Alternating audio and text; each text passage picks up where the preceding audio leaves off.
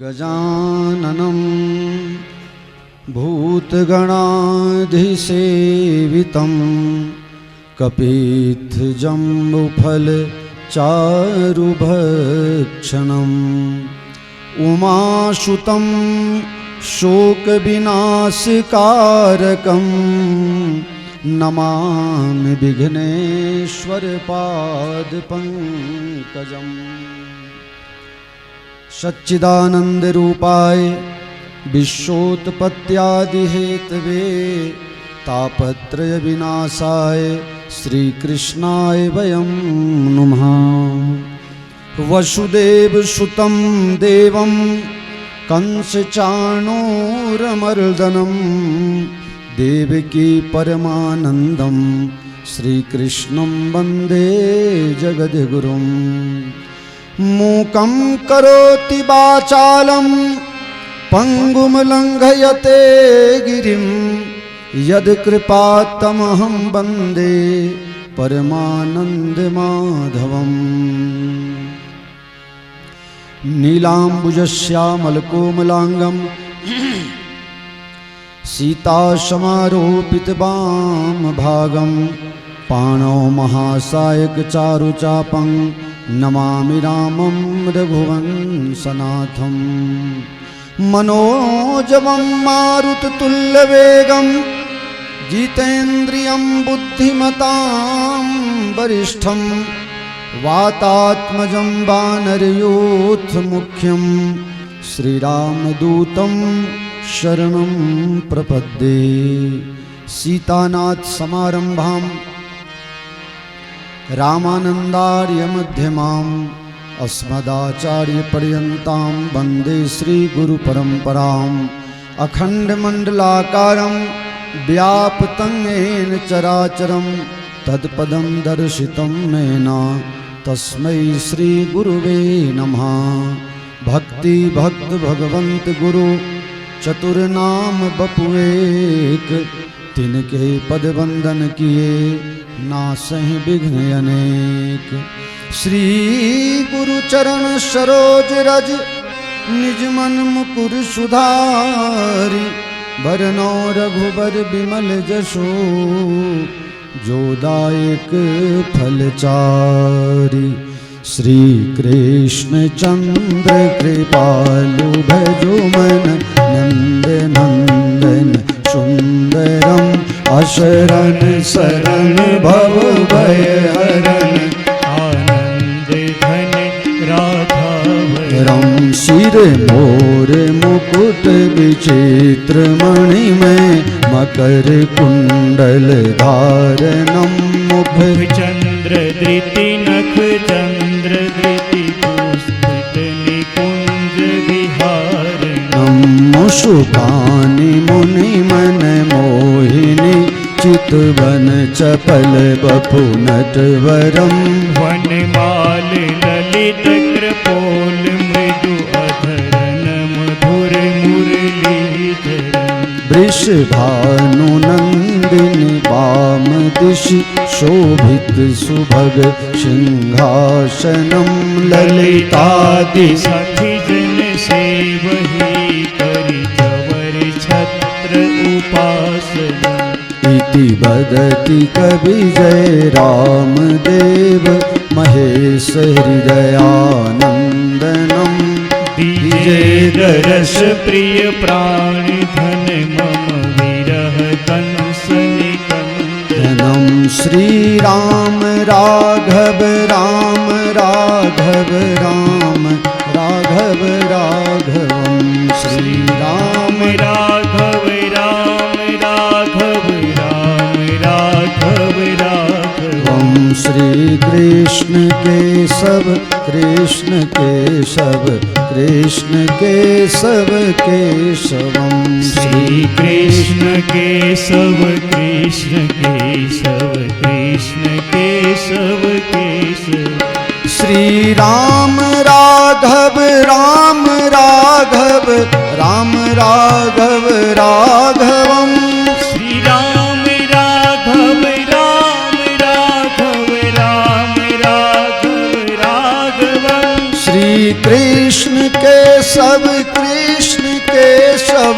कृष्ण केशव केशवम श्री कृष्ण केशव कृष्ण केशव कृष्ण केशव केशवम श्री राम राघव राम राघव राम राघव राघवम श्री राम राघव राम राघव राम राघव राघवम श्री कृष्ण केशव कृष्ण केशव कृष्ण केशव केशवम श्री कृष्ण केशव कृष्ण केशव कृष्ण केशव केशवम श्री राम राघव राम राघव राम राघव राम राघव राम राघव राघवम। बोलो आनंद कंद वृंदावन बिहारी लाल की जय श्यावर रामचंद्र भगवान की जय गौरी शंकर भगवान की जय बोलो श्री आदि शक्ति अम्बे मात की जय सदगुरु भगवान की जय श्री हनुमान जी महाराज की जय माता पिता की गौ माता की गंगा माता की भारत माता की बद्री विशाल की अलकनंदा की तीर्थ क्षेत्र की सत्य सनातन धर्म की जय जय सीताराम जय जय राधे श्याम हरि ओम नमः पार्वती पते हर हर महादेव।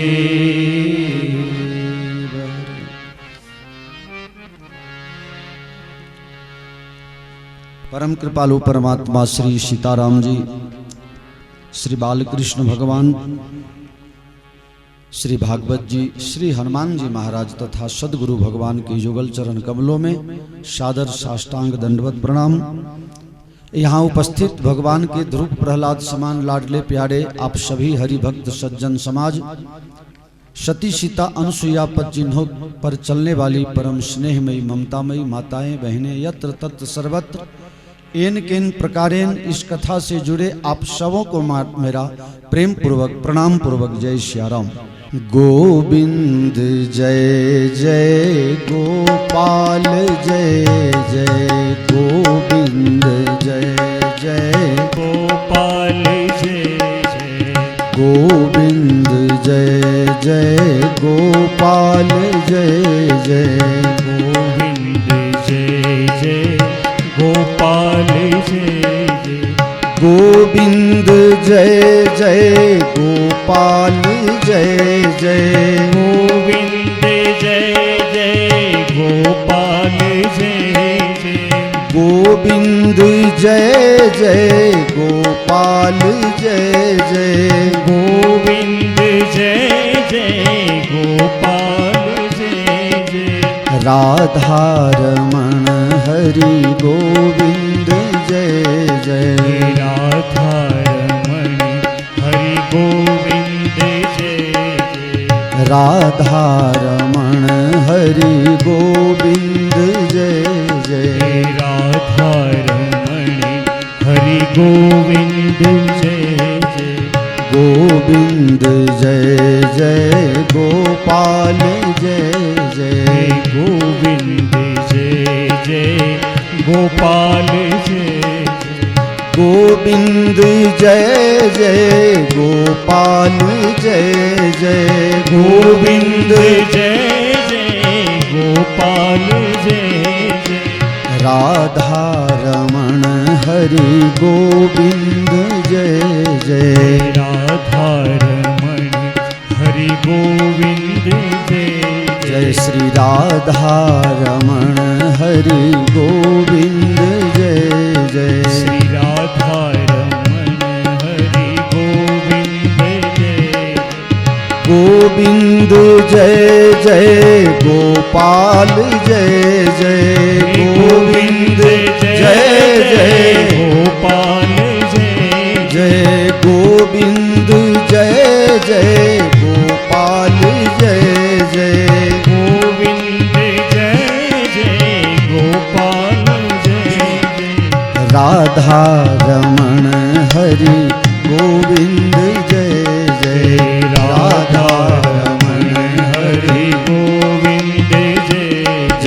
श्री राधा रमण हरि गोविंद जय जय। श्री राधा रमण हरि गोविंद जय जय राधा रमण हरि गोविंद जय जय। राधा रमण हरि गोविंद जय जय। जय सिया राम जय जय हनुमान। जय सिया राम जय जय हनुमान। श्री गुरु रामानंद भगवान। श्री गुरु रामानंद भगवान। जय सिया राम जय जय हनुमान। जय सिया राम जय जय हनुमान। संकट मोचन कृपा निधान। संकट मोचन कृपा निधान। श्री सीताराम जी को प्यारे हनुमान जी। श्री सीताराम जी को प्यारे हनुमान जी। श्री सीताराम जी को प्यारे हनुमान जी। श्री सीताराम जी को प्यारे हनुमान जी। प्यारे हनुमान जी दुलारे हनुमान जी। प्यारे हनुमान जी दुलारे प्यारे हनुमान जी दुलारे हनुमान जी। हनुमान जी दुलारे हनुमान जी। जय सिया राम जय जय सिया राम। जय सिया राम जय जय सिया राम। संकट मोचन कृपा निधान। संकट मोचन कृपा निधान। जय सिया राम जय जय हनुमान। जय सिया राम जय जय हनुमान। श्री गुरु रामानंद भगवान। श्री गुरु रामानंद भगवान। सीते सीते राम बोलो। सीते सीते राम बोलो। प्रेम से हरि का नाम बोलो। प्रेम से हरि का नाम बोलो। राधे राधे श्याम बोलो। राधे राधे श्याम बोलो। राधे राधे श्याम बोलो। राधे राधे श्याम बोलो। राधे राधे श्याम बोलो। राधे राधे श्याम बोलो। प्रेम से हरि का नाम बोलो। प्रेम से हरि का नाम बोलो। प्रेम से हरि का नाम बोलो। प्रेम से हरि का नाम बोलो। प्रेम से हरि का नाम बोलो। जय सिया राम जय जय हनुमान। जय सिया राम जय जय हनुमान। संकट मोचन कृपा निधान। संकट मोचन कृपा निधान। जय सिया राम जय जय हनुमान। जय सिया राम जय जय हनुमान। जय सिया राम जय सिया राम। जय सिया राम जय जय हनुमान। बोलो श्री राजा रामचंद्र भगवान की द्वारिकाधीश की। जय। श्रीमद् भागवत શું છે? આ મનોરંજન માટે નથી, આ ટાઈમ પાસ કરવા માટે નથી. શ્રીમદ્ ભાગવત ભગવાન શ્રી કૃષ્ણનું સ્વરૂપ છે. બહાર તમે જેટલા પણ દર્શન કરો છો એ દર્શનની સાથે સાથે પ્રદર્શનમાં અત્યારે મારું તમારું મન વધારે લાગી જાય છે. ઓ ગુજરાતી हो गया ना, चलो फिर हिंदी में.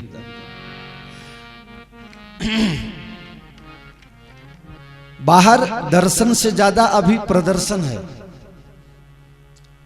हम आप चमकाहट में ज्यादा बहे चले जा रहे हैं. सबसे सुंदर दर्शन श्रीमद् भागवत जी में. अब 4 महीना पहले टिकट बनाए, कहां जाना है? बद्रीनाथ. उसी समय आपको वो काला काला स्वरूप है, वो काला मुरली वाला कन्हैया टेढ़ा टांग वाला आपके मन में आके बस गया. आप घर से चले, क्यों चले? कथा में जाना है. आप कथा में आ गए. कथा में ये ताकत है, कथा का संकल्प आप करो और उसे हृदय में आ जाना पड़ता है. आ जाता है, बस जाता है. कथा अंदर का दर्शन, आपको दिग्दर्शन. जब तक आदमी अंदर से भरपूर नहीं होगा तब तक उसे बाहर सुख नहीं मिल सकता है. आपका पेट ठीक रहेगा, आपका शरीर स्वस्थ रहेगा, तभी आप धर्म कर पाएंगे, कर्म कर पाएंगे. नहीं तो किसी काम में मन नहीं लगेगा. आदमी के जीवन में 2-3 बात ऐसी है कि जो महान और सफल बनाने में काम करता है. सबसे पहले मनुष्य के जीवन में नियमितता होना जरूरी है, समय का पालन होना जरूरी है और अपने वचन का हो सके इतना ज्यादा से ज्यादा निर्वहन करना. तो ये 2-3 वस्तु ऐसे कि धीरे धीरे धीरे धीरे आपके महत्व को बढ़ा करके आपको अपने जीवन में और आपके अपनों के जीवन में दोनों के लिए बहुत लाभदायी होता है। जब तक ये अंदर नहीं पचेगा तब तक बाहर का दर्शन सफल नहीं हो सकता। इसको समझने के बाद ही हम बाहर सफल हो सकते हैं। प्रकाश बेन, मैं आजमगढ़ में कथा करने गया, उत्तर प्रदेश आजमगढ़। मैं कई बार कहा हूं, हमारे पुराने लोग ये हैं ना, ये लोग जानते हैं। तो आजमगढ़ की कथा में एक बुढ़िया थी, वो ऐसे ही बाद में आती थी, सबसे लास्ट में। और जहां से रास्ता होवे वहां से ना आवे, एक का माथा इधर हटावे, एक का माथा इधर, और बीच से निकले और आगे आकर के और फिर पीछे घूम के बोले, अरे कोई कुछ बोलना नहीं, कथा में बड़ा मजा आ रहा है। लेकिन कहां कोई बोल रहा है, तू ही बोल रही है। मैंने 2 दिन चला लिया। तीसरे दिन ने कहा, मैया और कथाकार को सुना होगा, वो अलग होते होंगे। मैं ना मनोरंजन के लिए कथा करता हूं, ना पैसा के लिए कथा करता हूं। ये दोनों चीज मेरे पास नहीं होती है। ये बाजारू कथा से हट करके कथा है, मेरा साधु जीवन है। आप कथा में आओ तो शांति से बैठो, वरना आप मत आओ। कथा में आओ तो सिर्फ कथा क्या हो करके आओ, फिर किसी का नहीं हो। जब तुम कथा के हो जाओगे तभी कन्हैया तुम्हारा हो पाएगा। वो इतना फ्री नहीं है कि तुम्हारे व्यवहार में आके बैठ जाएगा, उसके पास टाइम नहीं है। तो माता जी आप आओ तो बीच में जहां जगह हो वहां बैठ जाओ। सबसे पहले तो बीच में सबको डिस्टर्ब मत करो, और आओ तो बोलो मत। अशोक भाई, बुढ़िया तो मेरे सामने पड़ गई। बुढ़िया क्या बोली, आप लोग आश्चर्य करोगे। बुढ़िया बोलती है, हाँ बड़े आए बोलने वाले, तुम 3 घंटा माइक लगा के बोलो तो कोई बात नहीं, मैं जरा सा बोली तो तुमको अखर गया। मेरे पास माइक लगा है, तुम कितना भी बोलोगी तो मैं तुमसे जोर से ही बोलूंगा। इसलिए भलाई मेरा और तुम्हारा दोनों का भलाई है। कथा में कथा का होकर के बैठो, जो आवे जहां जगह हो वहीं बैठो। किसी के पास बैठने से तुमको अलग एक्स्ट्रा गर्मी नहीं लगना है, जहां जगह बैठे मिले बैठ जाओ। तो ये भागवत क्या है? भगवान श्री कृष्ण का साक्षात दर्शन है। जिसके जीवन में भागवत नहीं, जो भागवत बना नहीं, भागवत पढ़ा नहीं, भागवत अनुभव किया नहीं, उसका जीवन पशु के समान जीवन है। भागवत का क्या मतलब? ये एक पुस्तक यानी कि भागवत नहीं, भागवत का मतलब है जो भगवान का हो गया। जो भगवान का हो गया वो सब भागवत है। आपका कपड़ा, आपका भोजन, आपका प्रसाद, जो आपने भगवान को दे दिया, भगवान से जोड़ दिया, जो कुछ भगवान से जुड़ गया वो सब भागवत हो गया। भगवान जहां रहते हैं उस धाम को, उस जगह को भागवत धाम कहा जाता है। भगवान जिसके हृदय में रहते हैं उसका हृदय भगवत धाम कहा जाता है। मनुष्य भगवान को अपना लेता है, वो भगवान का हो जाता है निष्कपट। हम लोग आरती में गाते हैं, तन मन धन सब तेरा, कुछ नहीं है मेरा, तेरा तुझको अर्पण क्या लागे मेरा। अरे चाबी तो घर पर रह गई, कहीं बहू के हाथ में ना आ जाए। यही अर्पण है तुम्हारा भगवान को। मंदिर में दर्शन करने जाएंगे, चप्पल जूता ऐसे जगह पर निकालेंगे कि भगवान भी दिखे और चप्पल जूता भी दिखे, और स्तुति करेंगे भगवान को। त्वमेव माता च पिता त्वमेव, मतलब माता भगवान और पिता चप्पल जूता। त्वमेव माता च पिता त्वमेव, त्वमेव बंधु च सखा त्वमेव। ये कौन सा दर्शन है? ये दर्शन करने नहीं, आप लोगों को प्रदर्शन बताने के लिए मंदिर में गए हो। मंदिर में जाओ तो भान भूलो। गद गद गिरा नयन बहनीरा, वहां जाओ भगवान का 1 सेकेंड 2 सेकेंड दर्शन करो, ज्यादा वहां रुकने की जरूरत नहीं है। यहां रह के भी तुम दर्शन कर सकते हो, वहां जाकर के भी दर्शन नहीं हो सकता है। रोम रोम में राम बसा के, श्वास श्वास की सूरत लगा लो, तब दर्शन होता है। सच्चा दर्शन यहाँ भागवत जी में है। ये अंदर बस गया तो भगवान का एक एक अंग का। बहुत से लोग दर्शन करके आएंगे, आधा घंटे तो सोचे मैं ही खड़ा रहूं, लोग देखे कि ये बहुत देर से भक्ति कर रहा है यहाँ, तुम दूसरे को परेशान कर रहे हो। दर्शन करो, भागो, दूसरे का भी नंबर लगने दो। और दर्शन करके आप ये पूछो भगवान का जो वस्त्र कैसा पहना हुआ था, वो तो देखना भूल गए, तो वहां देखने गए थे कि दिखाने गए थे। ये दर्शन है, और ये सच्चा दर्शन श्रीमद् भागवत जी में है। ये सच्चा दर्शन भागवत, जो भगवान का दिग्दर्शन करा देवे उसका नाम है भागवत। भागवत प्रेम ग्रंथ है, प्रेम से भरपूर ग्रंथ है। ये हमें और आपको सच्चा प्रेम करना सिखाने का ग्रंथ है। सच्चा प्रेम क्या होता है, ये भागवत जी से सीखिए, ये गोपी से सीखिए, ये राधा जी से पूछिए। कन्हैया छोड़ के चले गए, कभी फरियाद राधा जी ने की? हम आप फरियाद करते हैं कन्हैया ऐसा कन्हैया वैसा, जाके जरा राधा जी से पूछो। प्रसंग आएगा छठे दिन में आपको सुनाऊंगा। उद्धव जी समझा रहे हैं गोपियों को, अरे यहां से 5-6 किलोमीटर दूर मथुरा भगवान चले गए, उनके दर्शन बिना नहीं रह पाती हो तो जाओ जाके दर्शन कराओ। गोपियां कहती है बाहरे उद्धव जी बड़े आए समझाने, हमें पता नहीं है 6 किलोमीटर है, हम चाहें तो दिन में 3 बार जाएं और 3 बार आएं, 3 बार जाके 3 बार वापिस आ सकते हैं, इतनी ही दूरी पर है। लेकिन हम उससे सच्चा प्रेम करते हैं। हमारा सुख वो नहीं है कि उसे देख के मैं खुश हो जाऊं, हमारा सुख वो है कि हमारा कन्हैया खुश सुखी रहना चाहिए। तत्सुखे सुखित्वम, हम उसके सुख से सुखी हैं। हमें अपना कोई, आप क्या समझते हो कि हम अपने सुख के लिए तड़प रहे हैं? नहीं, हम ये चाहते हैं कि वो खुश रहे। हमें खुश की जरूरत नहीं है, हमारा तो खुशी वही है। इसको प्रेम कहते हैं। और आजकल तो अगर सुबह से दोपहर तक एक फोन न करे तो झगड़ा शुरू हो जाता है। हाँ, तुमने तुम्हारा माटे टाइम ज नहीं, तुम्हें तो हमसे बात करने का टाइम नहीं, दिन भर कहाँ लगे रहते हो, झगड़ा शुरू हो जाता है। एक बार मुझे फोन करने का टाइम नहीं मिलता है। बहुत विचित्र परिस्थिति है इस संसार की। भागवत हमें यही सिखाती है, तत्सुखे सुखित्वम, वो सुख तो मैं सुखी।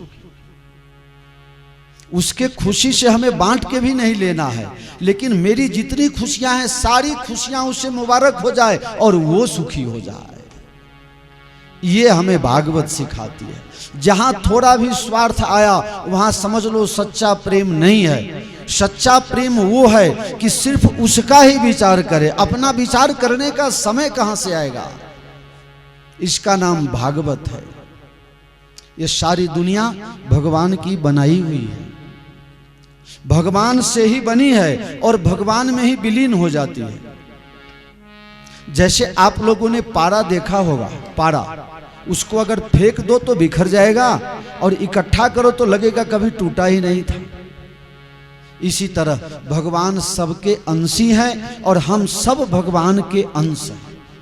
अंश हैं, ध्यान देना, लोग अपने आप को कोई भगवान मत समझ लेना, हम भगवान के अंश हैं। अंशी को दोष नहीं लगता है, वो कुछ भी कर सकता है, लेकिन अंशी कुछ भी नहीं कर सकता है, उसे मर्यादाओं से बंध के रहना पड़ता है। आप कहोगे ऐसा क्यों, हम भगवान के अंश हैं तो भगवान हो गए? नहीं, तुम भगवान नहीं हो। मैं आपको छोटे से दृष्टांत से बताऊं, यहाँ गंगा जी बह रही हैं, उस गंगा जी में न जाने कहां कहां कितना होटल का, कितना रूम का, कहां कहां का सब गटर का पानी जाता है, फिर भी आप नहाते हो और खुश हो जाते हो हम गंगा जी में स्नान किए, क्योंकि वो गंगा जी वो संपूर्ण अंशी हैं, संपूर्ण है। वहां जाने के बाद सब पवित्र हो जाता है। लेकिन उसी गंगा जी को आप एक कमंडल में भर लो और कमंडल में भर करके अपने रूम पर लाओ, सीढ़ी पर रखा, सीढ़ी चढ़ने के टाइम में सीढ़ी पर रखा, इतने में आकर के किसी सुअर ने या किसी कुत्ता ने उस गंगा जल में मुंह डाल दिया, वो गंगा जल पियोगे तुम? वो गंगा जल पियोगे? तो गंगा जल तो है, वो गंगा जल नहीं है, वो गंगा जल का अंश है। अंश में अपवित्रता आता है, अंशी में नहीं आता है। भगवान में पवित्रता ही पवित्रता है और हमारे आपके अंदर अनेक प्रकार की अपवित्रता है, जिसकी शुद्धिकरण के लिए हमको योग, जप, तप, व्रत, नियम, संयम, आचार, विचार, व्यवहार ये सब हमारे जीवन में अपनाना पड़ता है। और इस सब का सरल ज्ञान जो समझा देता है उसी का नाम श्रीमद् भागवत महापुराण है। भागवत प्रेम का, जैसे पानी के लिए जो बड़े लोग होते हैं, गर्मी के समय में लोगों को सरलता से पानी मिल जाए, इसके लिए बड़े बड़े पैसा वाले सेठ साहूकार लोग क्या करते हैं, परब बनाते हैं, प्याऊ बनाते हैं, प्याऊ, और वहां जाकर के सब लोग पानी पीते हैं। वहां कोई जाति भेद नहीं होता है, वर्ण व्यवस्था नहीं होती, कोई भी जाएगा वो सार्वजनिक प्याऊ है। इसी तरह से श्रीमद् भागवत प्रेम का प्याऊ है। जिसकी इच्छा है जाओ पी लो और पी करके अपनी प्यास बुझा लो। यहां जिसकी प्यास नहीं बुझी उसका प्यास जीवन में कभी बुझ नहीं सकता। और ये ऐसा प्याऊ है, कितना भी पी लो, कितना भी पी लो, लेकिन पीने वाला कभी अघाता ही नहीं है, धराता नहीं, अघाता होता ही नहीं है। पीते जाइए, पीते जाइए। वेद व्यास जी ने उसी को लिखा, निगम कल्प तरोर गलितम फलम सुख मुखादमृत द्रव संयुतम पीबत भागवतम रसमालयम मुहुरहो रसिका भुवि भावुका। व्यास जी कह रहे हैं कि हे भाविक भक्तजन, इस प्रेम रस को, इस भागवत तत्व को आप पियो। पियो, भागवत तो सुनी जाती है यार, पीने की वस्तु थोड़ी है। ये कोई चाय है, कॉफी है, दूध है, कोल्ड ड्रिंक्स है, इसको पियोगे कैसे? इसको तो सुनना पड़ेगा। तो व्यास जी को चाहिए लिख देते श्रुणुत, नहीं ऐसा नहीं लिखा, कहा पीबत, पियो। और कितने बार पियो? मुहुरहो, बारंबार पियो। भुवि भावुका, भाव से भरपूर होकर के इसको पियो पियो। अब बताओ, आप ही लोग बताओ, भागवत कैसे पिया जाएगा? मैंने सोचा कि भागवत जी की पोथी गीता प्रेस वाली बाजार में मिलती है, उसको लाओ और अपने ग्राइंडर में, मशीन में, उसका मिक्सर में उसको पीसो और फिर चीनी, नींबू सब मिला करके तब पियो, तब भागवत पी जाएगी, क्योंकि लिखा हुआ है पियो। आप लोगों ने कभी पी? भागवत पीने की चीज है तो आप कैसे पियोगे? सुनने की चीज है। किसी ने व्यास जी से कहा, व्यास जी आप लिख रहे हो पियो, ये तो सुनने की चीज है। बोले सुनने की चीज होती है तो इधर से जाती है और इधर से निकल जाती है। सुनने की चीज एक कान से सुनोगे तो दूसरे कान से। एक बच्चा ने पूछा, गुरुजी भगवान ने गलती की। मैंने कहा क्या गलती की? बोले भगवान ने गलती की, एक कान से ही सुनाई देती है तो उन्होंने दो कान क्यों बनाया? मैंने कहा ये तो भगवान को पता। कहा दूसरी गलती भगवान ने की। मैंने क्या? बोले ये जो छेद है ना, ये छोटा सा छिद्र है, इससे सुनाई देती है। ये एक्स्ट्रा माल क्यों बर्बाद किया? ये सब वजन बढ़ाने की क्या जरूरत थी? मैंने कहा बेटा तू ही बताओ। तो कहा गुरुजी भगवान ने दो कान इसलिए बनाए कि एक कान से सुनो और एक कान से निकाल दो। तो मैंने कहा बेटा ये बताओ कि एक्स्ट्रा माल लगा, ये भी तुमको पता होगा। कहा गुरुजी ये आप बताओ, भगवान ने ऐसी गलती क्यों की? मैंने कहा भगवान को पता था आदमी अभी 7 साल की उम्र में जन्म लेने के साथ में आदमी को चश्मा आ जाता है। अगर भगवान ये कान में बेकार माल न लगाए होते तो चश्मा तुम कहां लटकाते? भगवान ने चश्मा लटकाने के लिए एक्स्ट्रा मटेरियल यहां डाल दिया, नहीं तो तुम्हारे दिमाग में, तुम्हारे सर में स्क्रू फिट किया जाता, नहीं तो हथौड़ी लेके कांटी ठोकते, तब कैसा मजा आता। इसीलिए भगवान ने जो किया है सब अच्छे के लिए किया है। भगवान के एक भी काम में हम शंका नहीं कर सकते। हाँ, ये आगे बैठेंगे तो परेशानी होगी, पीछे बुला रहे हैं, देखिए क्या बात है, वो बोलने का कोई मतलब ही नहीं होता। आगे पीछे लेफ्ट राइट हो रहा है, मिलिट्री का परेड हो रहा है।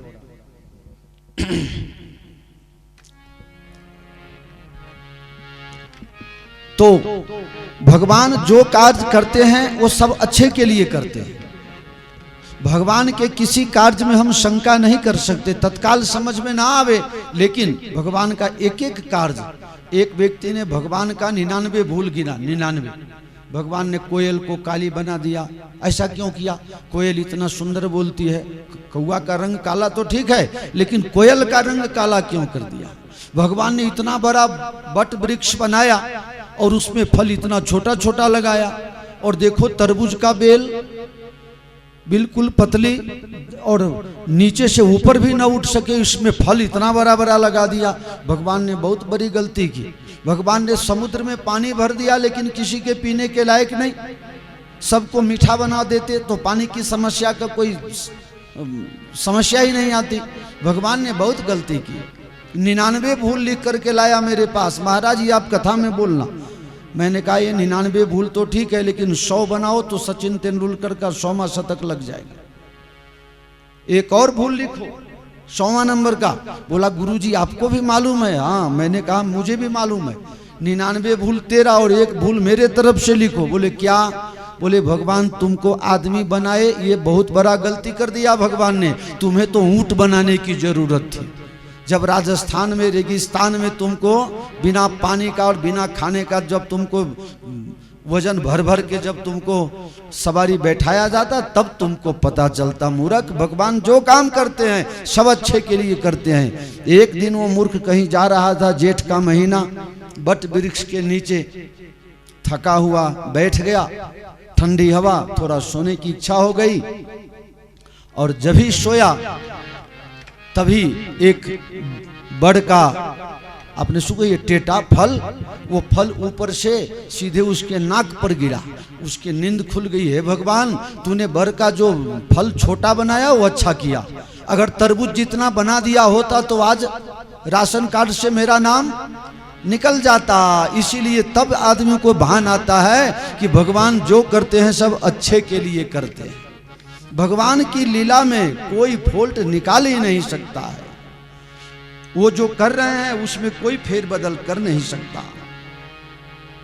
जन्माद्यस्य यतोऽन्वयादितरतश्च चार्थेष्वभिज्ञः स्वराट् तेने ब्रह्म हृदय आदि कवे मुह्यन्ति यत् सूरयः तेजो वारि मृदा यथा विनिमयो यत्र त्रिसर्गो मृषा धामना स्वेन सदा निरस्तकुहकं सत्यं परम धीमहि।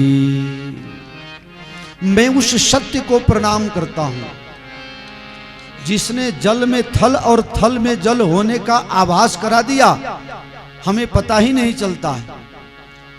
कभी कभी जब आप गर्मी के समय में रोड पर जा रहे होते हैं तो 25-50 फुट के बाद दूर अंतर पर आपको लगता है कि वहाँ पानी गिरा हुआ है, वो पानी नहीं होता है। वहाँ जाने के बाद फिर लगेगा अभी 25 फुट और आगे जाएंगे तब पानी मिलेगा। फिर थोड़े देर के बाद देखो वो जल में थल और थल में जल का आभास जिस प्रभु ने कराया, जिसकी माया के वश हो करके बड़े बड़े सिद्ध भी जिसको समझ नहीं पाते हैं, ऐसे प्रभु सत्य स्वरूप हैं। उन प्रभु को मैं प्रणाम करता हूँ। सत्यम परम धीमहि, जिसकी माया से जल में थल पराया भी अपना लगता है, अपना भी पराया हो जाता है। ऐसे प्रभु ने कौन सी माया बनाई? दुनिया बनाने वाले क्या तेरे मन में समाई, काहे को दुनिया बनाई तूने, काहे को दुनिया बनाई। दुनिया बनाने वाले क्या तेरे मन में समाई, काहे को दुनिया बनाई तूने, काहे को दुनिया बनाई। जिसकी कृपा से रात के अंधेरे में आप कहीं निकलो और कहीं रस्सी देख जाओ तो रस्सी आपको क्या लगेगा? जिस तरह से रात में आप रस्सी देख जाओ तो सांप लगता है नहीं, लेकिन लगता है। इसी तरह इस संसार में सुख है नहीं, लेकिन लगता है। वहां जाएंगे तो सुख मिलेगा, वहां जाएंगे तो सुख मिलेगा, लेकिन ऐसा कुछ होता नहीं है। संसार में सबके सब दुख में भरे हैं। क्यों? क्योंकि इस संसार का एक नाम है दुखालय। भगवान गीता जी में कहें दुखालय मया सुत अर्जुन। हे अर्जुन, इस संसार का नाम दुखालय है। जैसे आप औषधालय में जाओगे तो दवाई मिलेगी, आप भोजनालय में जाओगे तो भोजन मिलेगा, पुस्तकालय में जाओगे तो आपको पढ़ने के लिए पुस्तक मिलेगा। इसी तरह से इस संसार में जो जन्मे हो इसका नाम है दुखालय। तो यहाँ सबको दुख भोगना पड़ता है। जो पाप किया वो नरक में गया, जो पुण्य किया वो स्वर्ग में गया। तुम लोग कहां से आ गए? तुमने पिछले जन्म में क्या किया था? पाप किया था कि पुण्य किया था? दोनों किया था? दोनों नहीं किया था? क्या किया था? आपका जन्म क्यों हुआ? मनुष्य क्यों बने? छोटी छोटी बातें हैं। जब तक इसको आप कथा में कथा के भाव से नहीं सुनेंगे तब तक अंदर ज्ञान में बढ़ोतरी नहीं होगी। जो आप सब लोग जानते ही हो, जो पाप करेगा वो कहां जाएगा? नरक में जाएगा ना, चला गया। और जो पुण्य करेगा वो कहां जाएगा? स्वर्ग में जाएगा, चला गया। अब यहां बचा कौन? तुम लोग यहां क्या कर रहे हो? कहीं जगह नहीं मिली? बोलो कहां जाना है आप लोगों को? स्वर्ग में कि नरक में? जल्दी निश्चित करो, आज समय कम है। जहां जाना वहां की गाड़ी मंगवाई जाएगी।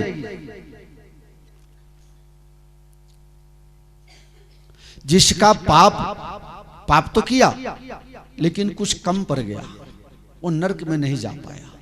पुण्य तो किया लेकिन उतना नहीं किया कि स्वर्ग में जा सके। थोड़ा पाप थोड़ा पुण्य, न स्वर्ग में जा सका न नरक में जा सका। वही सब मनुष्य बन के यहाँ आए। इसलिए जो पाप किया हुआ था उसका दुख भोगना पड़ेगा और जो पुण्य किया था उसका सुख भोगना पड़ेगा। ये दोनों बात आपको भोगना ही पड़ेगा। उसमें कोई ऑप्शन है, विदाउट ऑप्शन मनुष्य शरीर मिला है आपको। लाचार होके मजबूरी से भी आपको भोगना पड़ेगा। किसी का बेटा नालायक हो जाएगा, किसी का पति दारू पीने वाला हो जाएगा, किसी की पत्नी खराब लाइन की हो जाएगी, किसी का बेटा, किसी की बेटी, किसी का दामाद कोई न कोई खराब रास्ते का हो जाएगा, बुद्धि बिगड़ जाएगी और फिर उसका दुख भोगना पड़ेगा। वो दुख इसलिए भोगना पड़ेगा क्योंकि आपके कोई दुख देता नहीं है आपको। ये ध्यान देना, दुख हमारे आपको आप अपने कर्म का ही मिलता है। निमित्त कोई बन जाए तो समझ लेना उसका भी बहुत बड़ा पाप होगा। साला अच्छे में निमित्त नहीं बना, बुरा में निमित्त बना, माफ कर देना उसको। मैं तो दुख भोग रहा हूं लेकिन तू निमित्त बन गया, भगवान तेरे को माफ कर दे। ये इंसानियत है मेरे प्यारे। जिसकी कृपा से ये समझ में आ जाए कि ये माया जो दिख रही है, जो चमकाहट दिख रहा है बाहर, वो वास्तव में नहीं है। अगर है तो क्षणिक है। आप लोग बरसात के मौसम में देखते हैं आकाश में बिजली का चमकना, वो कितने दिन तक रुकती है? कितने सेकंड तक? बहुत कम समय के लिए। इसी तरह हम आप भी बहुत कम समय के लिए यहाँ आए हैं, बहुत कम समय के लिए। फिर हमको जाना है। कहाँ जाना है? एक दिन साजन की नगरिया सबको जानो के परी। एक दिन साजन की नगरिया सबको जानो के परी। एक माली बगीचा में प्रवेश किया और जो कलियां हैं, जो फूल अभी खिला नहीं है, कली है, वो सब कलियों ने आपस में बात शुरू कर दिया। कली एक दूसरे से चर्चा कर रही है। माली आवत देख के कलियन करी विचार, रामा कलियन करी विचार। फूले फूले चुन गए, अरे फूले फूले चुन गए। काल हमारी बारी बारी बारी बारी बारी। एक दिन साजन की नगरिया सबको जानो के पड़े। हो अब घट घाट नहानों के परी। हो अब घट घाट नहाने के पड़े। माली को आते देख करके कली विचार कर रही है, एक दूसरे से कर ये देखो जितने फूले हुए थे वो तो आज चुन के चले गए, कल हमारी बारी आएगी। समझ गए? जितने फूले फूले थे वो गए, हम तुम कली हैं, कल खिल जाएंगे और फिर परसों मुरझा जाएंगे। कबीरा जब पैदा हुए, कबीरा जब पैदा हुए, हम जग हंसे हम रोए रामा, जग हंसे हम रोए। ऐसी करनी कर चलो, ऐसी करनी कर चलो। ऐसी करनी कर चलो, हम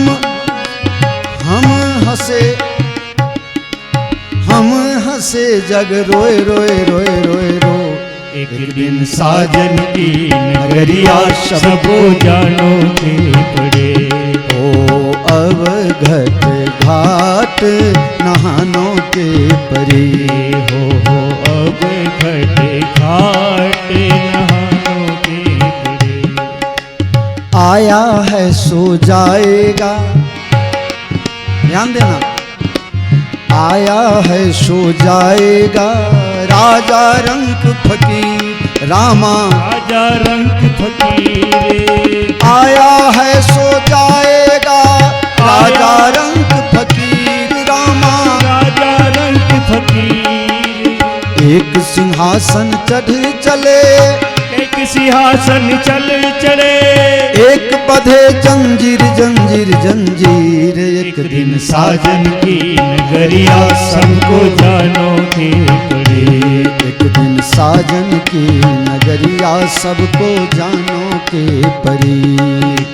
अब घट घाट हो, अब घट घाट नहानों के परी। एक दिन साजन की नगरिया सबको जानो के पड़े। एक दिन साजन की नगरिया जानो के पड़े। तमिलनाडु की भूतपूर्व मुख्यमंत्री सुश्री जयललिता, उसके मरने के बाद पता चला उसके घर में 7,500 जोड़ जूता और चप्पल, एक पूरा हॉल भरा हुआ था। कितना? 7,500 जोड़। साड़ी का कलेक्शन देखा गया तो 6,500 जोड़। दिन में जो 7-7 बार कपड़ा बदलते थे फोटो खिंचवाने के लिए, लेकिन मर गए तो कफन बदलने के लिए भी किसी को कह नहीं सके। एक दिन साजन की नगरिया सबको जानो के परी। एक दिन साजन की नगरिया सबको जानो के पड़े।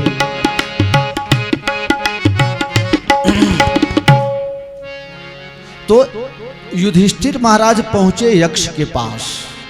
हमारे 4 भाइयों को क्यों मार दिया? बोले हमारे प्रश्न का उत्तर दिए बिना तुम्हारा भाई पानी पीने गया इसलिए मैंने मार दिया।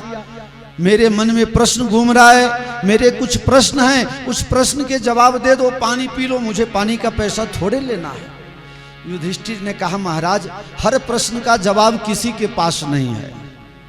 कोई भी इस दुनिया में संपूर्ण नहीं है, सिर्फ भगवान ही संपूर्ण है।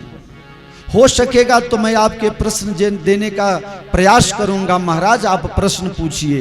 काफी लंबा चौड़ा प्रश्नावली है, लेकिन उसमें एक प्रश्न ऐसा है अशोक भाई, बड़ा सूक्ष्म छोटी सी बात, आश्चर्य क्या है इस दुनिया में? आश्चर्य क्या है?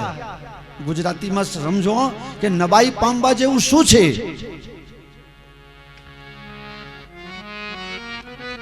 हम कोई काम बड़ा देखते हैं या कोई कभी नहीं देखे ऐसा देखते हैं तो हमको आश्चर्य लगता है, अरे ऐसा हो गया, अरे ऐसा हो गया। लेकिन सबसे बड़ा आश्चर्य क्या है? अहो किम आश्चर्यम, छोटा सा प्रश्न, आश्चर्य क्या है? युधिष्ठिर जी ने बड़े विनम्रता से जवाब दिया, इस दुनिया में प्रतिदिन, प्रति घंटा, प्रति मिनट, प्रति सेकंड आदमी मर रहा है, मर के काल के गाल में जा रहा है, और जो बचा हुआ है वो समझता है हम मरने वाले, अकर के चलता है, हम दिखा देंगे, हम ऐसा कर देंगे, हम हैं तो है। किम आश्चर्यम, रोज लोग रोज मर रहे हैं, और जो बचे हुए हैं वो सोचते हैं मुझे मरना ही नहीं है। इससे बड़ा आश्चर्य और कुछ हो नहीं सकता। यक्ष ने कहा महाराज आप पानी पियो, आपने सही सही जवाब दे दिया। यही है जीवन कितना, लघु जीवन केवल पंच दशा, कल्पांत नाश गुमान ऐसा। हमारा साहित्य भरा पड़ा है, लघु जीवन केवल पंच दशा, कल्पांत नाश गुमान ऐसा। इस दुनिया में हमें जीना 50, 60, 70 साल है, लेकिन सोचते हैं कल्पों तक हम जिंदे रहेंगे, हम मर ही नहीं सकते हैं। जिस बच्चा को लोग बड़ा करता है, उंगली पकड़ के चलना सिखाता है, बोलना सिखाता है, जो माँ बाप बच्चों को बोलना सिखाता है वही नालायक बेटा माँ बाप को बोलना बंद करवाता है। तुम चुप रहना, हमारे मेहमान आने वाले हैं, तुम्हें पता नहीं चलता है, तुम कुछ बोलना मत, चुपचाप बैठे रहो। बताओ बेवकूफ, ऐसे नालायक संतान तो पैदा होते गर्भ में ही मर गया होता तो अच्छा था। जिसके लिए आपने अपने खून को पानी की तरह बहाया, वही आपको उठा करके बाद में पानी में बहा देते हैं। लोग रोते हैं लेकिन कहते हैं जल्दी घर से बाहर निकालो, जल्दी। और जो सबसे प्यारा होता है वही मुंह में आग लगा करके तुम्हारा कैसे, कौन अपना है, कौन किसी का रहम। मैं एक बार एक श्मशान में गया, मैं ज्यादातर इसमें जाता नहीं हूं, न शादी से मतलब न कोई जन्म मरण से मतलब नहीं, बस हमारा काम है भगवान का गुण गाना। लेकिन कोई कोई संबंध ऐसा होता है कि जहां हर परिस्थिति में जाना पड़ता है। तो एक माताजी मर गई थी, तो वो मरने टाइम में ऐसा लिख दी थी कि मेरे मरने के बाद हमारे गुरु स्थान से हमारे लिए गंगा जल और कंठी मंगवाना और हमारे गुरु जी के हाथ से डलवाना। मुझे जाते देर हो गई, लोग उठा करके ले गए, मैं श्मशान में पहुंचा, वहां देखा वो जो माताजी मर गई थी उसकी बहू एक हथौड़ी लेकर के दांत तोड़ रही थी बुढ़िया, मरी हुई बुढ़िया का। मैंने कहा ये क्या कर रहे हो? बोले बुढ़िया दांत में सोना लेके जा रही है, कैसे जाने दूं?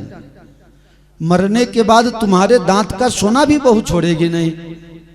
किस काम की बहू भाई? कौन किसका बहू, कौन किसका सास? आप जितना अच्छा से अच्छा कर लो वही आपका, बाकी कोई आपका हो ही नहीं सकता।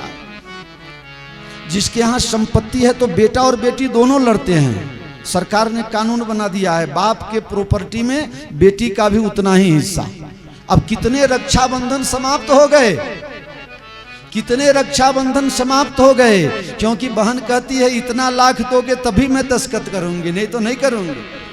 भाई ने कहा इतना दे तो दूंगा लेकिन फिर कभी घर पर घुसने नहीं दूंगा। ये सब क्या है? स्वार्थ का, कल सुनाया था ना आपको, संसार जगत में स्वार्थ की सब प्रीत, स्वार्थ की सब प्रीत जगत में, स्वार्थ की सब प्रीत। जिसके पास पैसा नहीं है उसका कोई सगा होने को तैयार नहीं होता। अगर कोई पहचान वाला कोई धारासभ्य मिनिस्टर बन जाए तो उसके काका के बापा, बापा के भाई, भाई के भतीजा, न जाने कौन कौन से पहचान ले आते हैं, हमारे ये हमारे वो होते हैं। जिसकी कृपा से ये संसार की चमकाहट को हम पहचान लें वही भगवान है, वही भागवत जी हैं। बोलो श्री भागवत भगवान की। सत्यम परम धीमहि, सत्य के साथ जुड़े रहिए। धर्म न दूसर सत्य समाना, आगम निगम पुराण बखाना, शर्मन दोसर सत्य समाना, आगम निगम पुराण बखाना। सत्य के हो जाओ, सत्य के आसपास रहिए, पीबत और भागवत जी को पीजिए। एक सोनार था, सोना चांदी का उसका व्यवसाय था। उसने 2 मूर्ति बनाई पित्तल की, 500 ग्राम पित्तल की 2 मूर्ति बनाई। एक का कीमत रखा 500 रुपया और दूसरे का कीमत रखा 1.5 लाख रुपया। पित्तल की बता रहा हूं, कोई सोना का मत समझना। पित्तल की मूर्ति बनाई 2 और दोनों ऐसी मूर्ति बनाई कि कोई महात्मा ध्यान में बैठे हैं, इस तरह की मूर्ति बनाई और बाजार में रख दिया और घोषणा कर दिया, एक की कीमत 500 रुपया और दूसरे की कीमत 1.5 लाख रुपया। सबने कहा भैया ये 1.5 लाख रुपया सोना होना का है क्या? बोला 1% भी सोना नहीं है, 1% भी सोना नहीं है। 500 ग्राम पित्तल की मूर्ति, दोनों एक जैसे दिखे,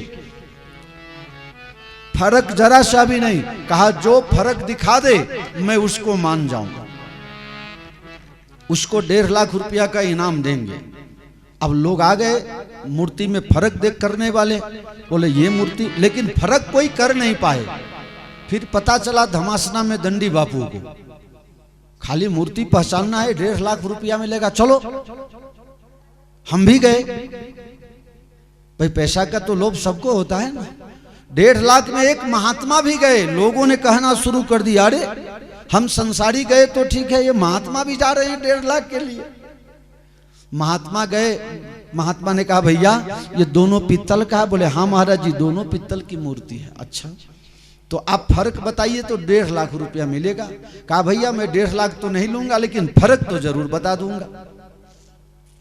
महाराज ने थोड़ी सी रुई ली और उसका बाट बनाया और बाट बना करके मूर्ति के कान में डाली, तो एक तरफ से डाली तो दूसरी तरफ से निकल गई। कहा भैया ये तुम्हारा 500 रुपया की मूर्ति है। फिर एक दूसरी बाट बना करके और मूर्ति के कान में अंदर कुछ खोखला था, वो सीधे पेट में उतर गई। कहा ये 1.5 लाख का है। मतलब समझे, ये पीने वाली बात मैं आपको बता रहा हूं। इस कान से इस कान में अगर निकल गया तो उसका कोई कीमत नहीं है, लेकिन जो इस कान से आपने पी लिया और जो आपके हृदय तक पहुंच गया उसकी कीमत है। वही आपका जन्म मरण सुधारने का इसकी कीमत है। सुनने का महत्व नहीं है, सुनने से बढ़िया है पचाने का महत्व है। आपके पास अगर कोई कह देवे कि सरसों का तेल 100 ग्राम ला करके और अपने शरीर में मालिश करो तो ठंडी में आपको ठंडी कम लगेगी, असर कम करेगा। अगर कोई बहुत पैसा वाला हो और सोचे 100 ग्राम क्या लगाना है, एक डिब्बा ले आओ 15 किलो डाल दो शरीर पर, ठंडी लगेगी नहीं। जो शरीर में मालिश करके पचाया गया, चमड़ी के अंदर उतारा गया, वो 100 ग्राम काम करेगा। 15 लीटर जो डाल दिया गया ऊपर वो काम नहीं करेगा। जो आपने सुन लिया वही काम का। तो भागवत कैसे सुने? अरे राम कथा जे सुनत अघाई,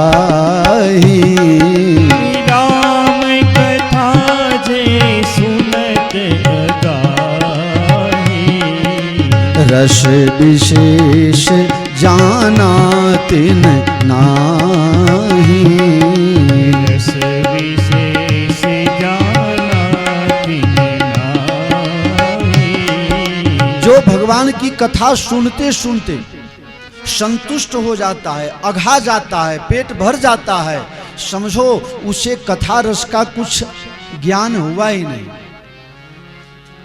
लोग क्या सुनते हैं? मैंने मुरारी बापू की सुन रखी, मैंने रमेश भाई ओझा की सुनी, मैंने डोंगरे जी महाराज की सुन रखी। मतलब सुन सुन के रखी तिजोरी में, अंदर नहीं उतारा।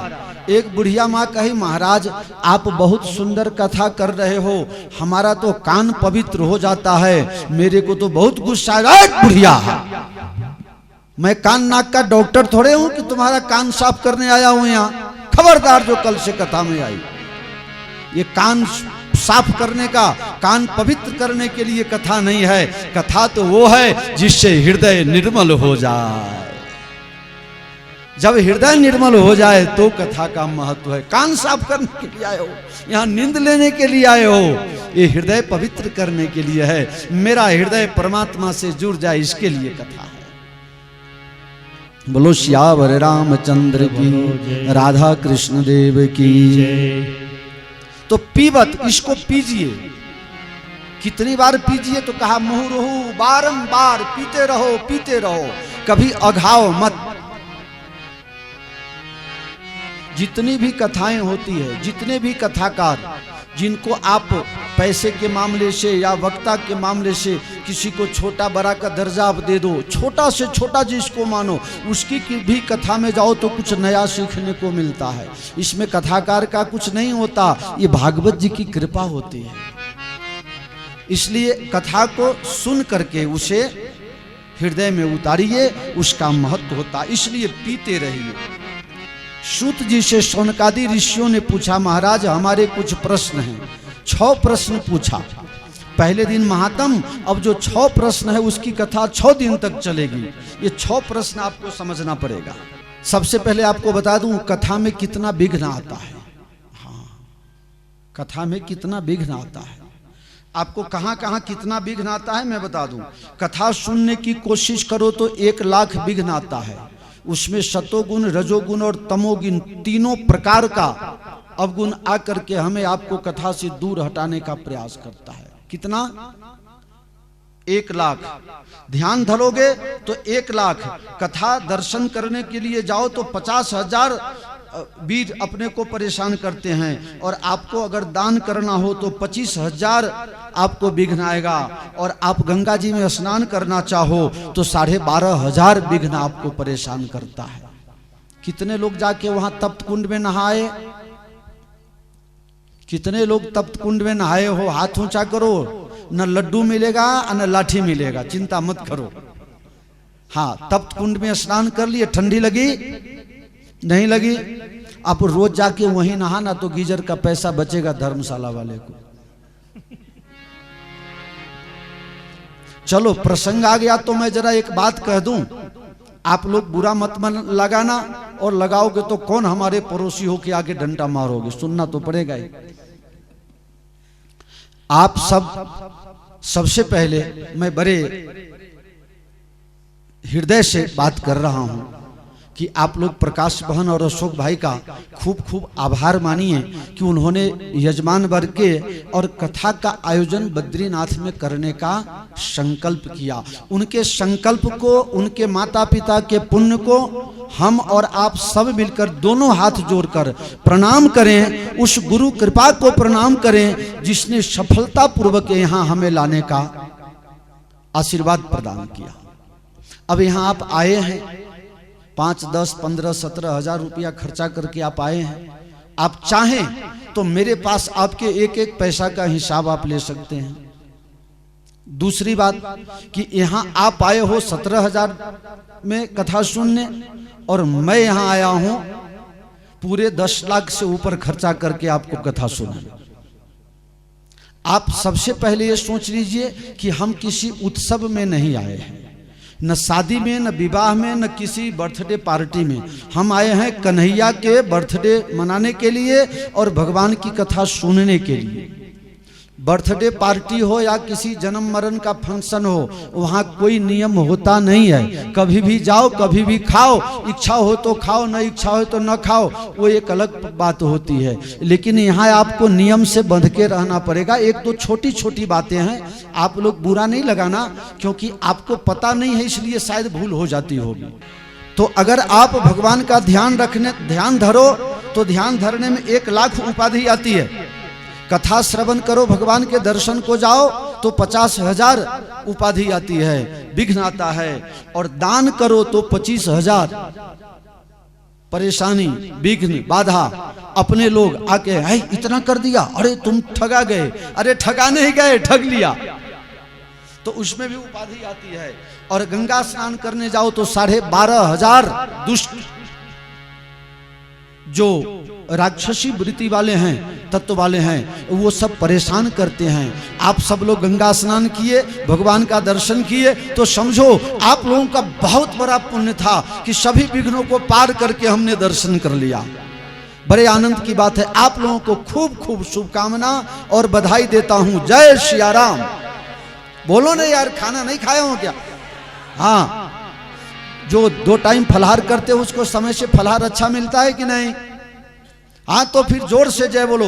बोलो श्री बाल कृष्ण भगवान।